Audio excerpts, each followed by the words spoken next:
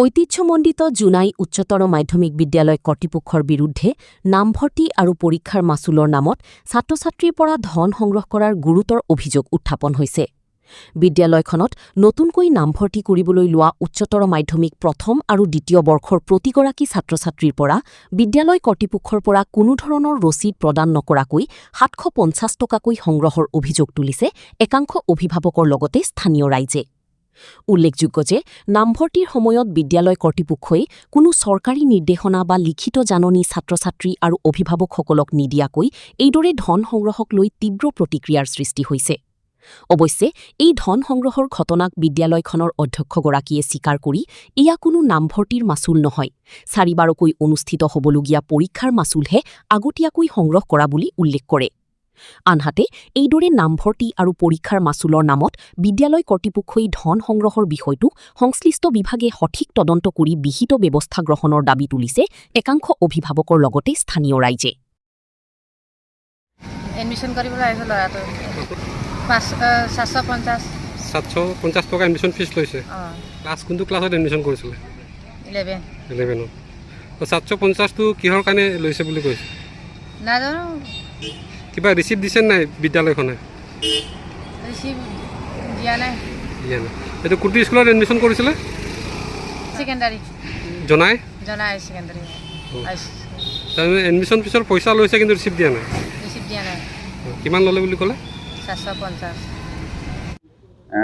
তেওঁলোকে পৰীক্ষা ফিজ বুলি 4 বাৰৰ পৰীক্ষা ফিজ বুলি তাৰপিছত এটা আই কাৰ্ডৰ ফিজৰ নামত 750 টকাকৈ লৈছে। কোনটো স্কুলত আপোনালোকে এডমিশন দিছে? আমি এতিয়া আমাৰ জোনাই হাই ছেকেণ্ডাৰী।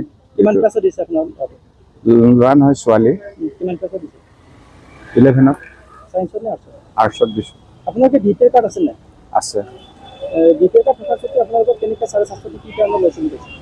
4 বাৰ পৰীক্ষা হ'ব বুলি কৈছে, এক্সাম ফিজৰ নামত লৈছে। আপোনালোকক এডমিশন ৰিচিপ্ট দিয়া হৈছে? ৰিচিপ্ট দিয়া নাই। আপোনালোকে বুজা নাই নেকি যে ৰিচিপ্টটো লাগে বুলি?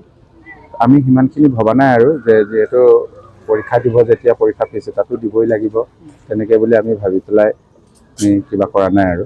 এডমিশ্যন ফিজটো 0 কিন্তু পৰীক্ষা যিহেতু আমাৰ বছৰটো 4টা পৰীক্ষা হয়, ইউনিট টেষ্ট 1, ইউনিট টেষ্ট 2 আৰু হাফ ইয়াৰলি আৰু এনুৱেল। সেই 4টা পৰীক্ষাৰ যিহেতু আমাৰ এই পৰীক্ষাটো হায়াৰ ছেকেণ্ডেৰী পৰীক্ষাটো আমাৰ ডিষ্ট্ৰিক্ট বোৰ্ডে কণ্ডাক্ট কৰে। তাত 150কে পাৰ পৰীক্ষাত 150কে লয়। 150টোৰ ভিতৰত 80কে আমি তাত দিব লাগে আৰু 70 ৰুপিজ আমাৰ ইয়াত যিহেতু বহি কিনা ষ্টেচনাৰী গোটেই সামগ্ৰীবিলাকৰ কাৰণে ইয়াত আমাক স্কুলক 70 টকাকৈ ৰাখি বাকী 80 টকা তেওঁলোকক দিব লগা হয়। সেইকাৰণে আমি তাত এডমিশ্যন ফিজ হিচাপে আমি লোৱা নাই, যিহেতু পৰীক্ষাৰ সময়ত ল'ৰা ছোৱালীবিলাক ৰেগুলাৰ উপস্থিত নথকাৰ কাৰণে আমি আগতীয়াকৈ এই পৰীক্ষা ফিজখিনি সংগ্ৰহ কৰিছোঁ। তাত সেইটো এডমিশ্যন ফিজ নহয়। ৰিচিপ্টটো দিয়া নাই, কিন্তু সেইটো আমি কাৰণ